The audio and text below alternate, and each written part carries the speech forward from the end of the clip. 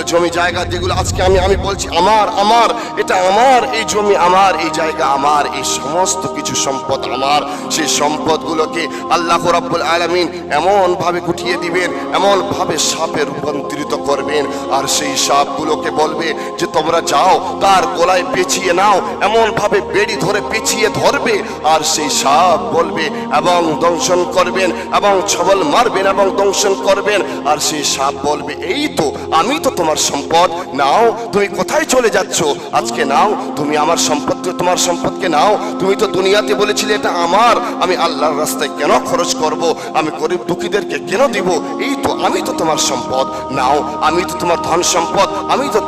তোমার জমি জায়গা, তুমি নাও। এইরকম ভাবে বেড়ি পিছিয়ে আমাদের গলায় ধরে এমন ভাবে ছবল দিবেন, এমন ভাবে দংশন করবেন, আমরা এমন চিৎকার করব, এমন ভয়ঙ্কর আওয়াজ করব, সেই দিন আর কোনো রেহাই থাকবে